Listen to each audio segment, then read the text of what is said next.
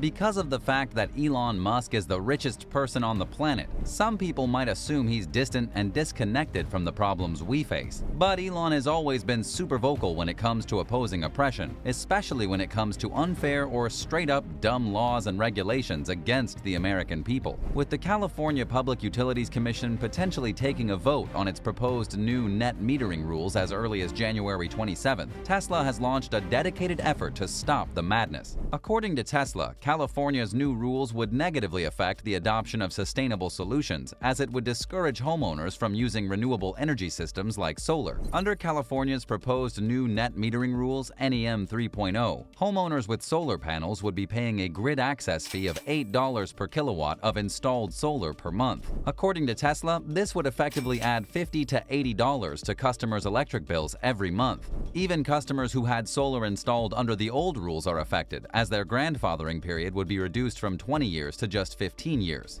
Tesla thinks that California's proposed NEM 3.0 rules would result in the state having the highest solar fees in the United States. Tesla wrote, "If adopted, this would be the highest solar fee anywhere in the country, including states that are hostile to renewable energy. In addition, the proposal would reduce the value of bill credits for solar energy sent to the grid by about 80%. Elon Musk has been criticizing the proposed solar tax bill since the beginning, calling the idea insane. In a more recent tweet, Elon described NEM 3.0 as a bizarre anti-environment move by California's state government. The CPUC has previously argued that a review of its existing policy showed that its current rules are not cost-effective because homeowners with no solar panels are being burdened with the price of maintaining the grid. And since most homeowners without solar are from low-income households, and considering that ratepayers from the state spent about $3 billion a year to support net metering, CPUC's Commissioner Martha Guzman Aceves stated that the funds are better used elsewhere. But we all know how bad the government can be with money, so the backlash that followed wasn't really much of a surprise. Tesla decided to set up a dedicated webpage for people to complain to California's Governor Gavin Newsom and the CPUC about the proposal. And according to Bloomberg, Gavin Newsom said he thinks changes will need to be made to the proposal. Laura Dean, the state director of the California Environment Research and Policy Center, said that the policy would benefit the state's large energy companies at the expense of households and businesses wanting to install solar. Speaking with the Save California Solar Coalition, Dean said, "California is on a path to 100% renewable energy, and that path requires a sustained commitment to growing rooftop solar. Instead, the CPUC is proposing to put a drag on our transition away from fossil fuels. The momentum that rooftop solar has now could help us reach our goal, but to gut net metering is to gut that momentum. The CPUC needs to put California's climate change efforts first, ahead of the financial interests of the big utilities." Leading American solar company SunPower also chimed in, saying that the proposed reforms could make rooftop solar inaccessible to many Californian households. SunPower's head of policy, Suzanne Letta, said, "At a time when wildfires and power shutoffs are an ongoing problem, today's proposed decision would leave many Californians in the dark. Access to reliable power should be available to every American family, regardless of income or zip code. We believe Governor Newsom will take the right steps via the final decision on the NEM program to help keep California as a leader in our clean energy transition." In Tesla's new dedicated webpage on the issue, the EV and energy company shared its thoughts on net metering and the dreaded proposal. Consistent with its mission to accelerate the world's transition to sustainable energy, Tesla supports net metering structures that allow customers to supply their own power using on-site renewable energy without penalty.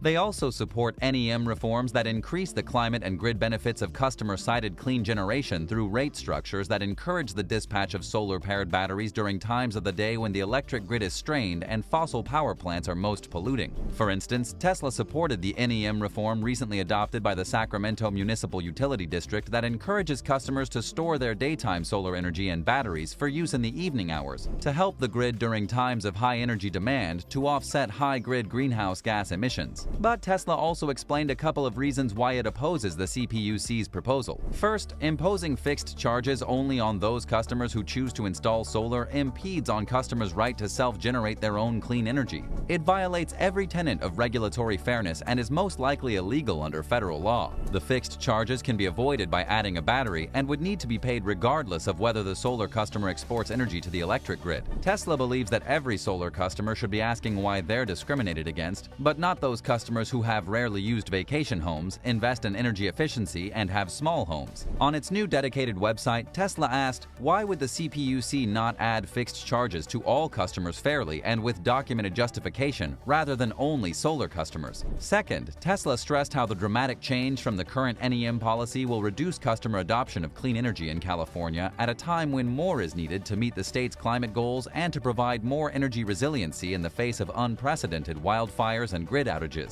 And finally, Tesla said that reducing the length of the grandfathering period shortchanges customers who made an investment in solar under rules that promised consistent policy over the life of their system. Changing the rules in the middle of the game will make customers less likely to trust that other CPUC decisions won't later be reversed. In a recent statement, the Environmental Working Group's president, Dan Cook, who happens to be a California resident, weighed in on his governor's statement regarding the solar tax. We welcome the governor's comments and respectfully urge him to use his voice and full authority to stop the ill-conceived plan. It is clearly meant to increase profits for the utilities and crush the only competition they now face, the competition from Californians who are investing to install solar panels and increasingly battery storage on homes, businesses, schools, and in communities. In an email on December 13th, the Solar Energy Industries Association stated that this decision will deter many Californians from installing rooftop solar and slow clean energy deployment, leaving the state's grid vulnerable to blackouts and power outages and harming California's ability to reach its clean energy goals. In a written statement, Abigail Ross-Hopper, president and CEO of the SEIA, said, "Only the wealthiest Californians will be able to afford rooftop solar, shutting out schools, small businesses, and the average family from our clean energy future. The only winners today are the utilities, which will make more profits at the expense of their ratepayers. We urge Governor Newsom to act quickly and change this decision. At risk are 65,000 solar jobs, the security of our electricity grid, and the health of California's residents." This isn't the first time that Elon has rallied against his former home state. In his interview with the Babylon Bee, Elon said, "Some of my best friends are in California. I do miss many aspects of California, especially my friends.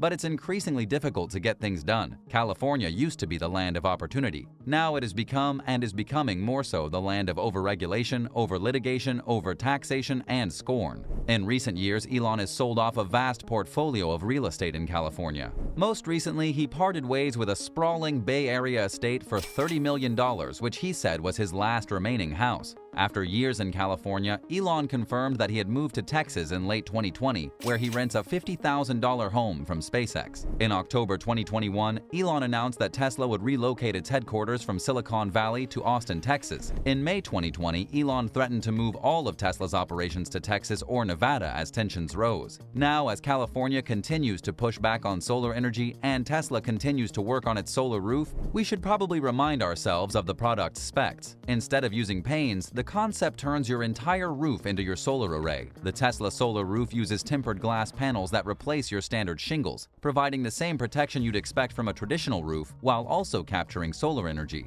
But when it comes to pricing, Tesla may be a bit off the mark. According to research by Energy Sage, solar panels cost between $15,000 and $25,000 to purchase and install. On the other hand, various media reports have suggested that prices for Tesla's solar roof system can scale from $30,000 to $75,000, with some consumers reporting installation costs as high as $100,000. The price has also shifted dramatically without warning, which has led to some consumers feeling caught off guard. In terms of the actual ability to generate solar power, the Tesla solar roof is more effective than traditional solar panels. It has a lower cost per watt than conventional solar panels. Plus, Tesla's Powerwall is a better storage system for generated energy. Over time, Tesla's solar roof may justify the steeper upfront cost through these power generation and storage capabilities, but you'll have to be thinking very long-term to make that math work. In the meantime, we'll have to wait and see how the CPUC votes on the unpopular proposed bill and hope that California continues to be supportive of clean energy. Until next time, welcome to the future.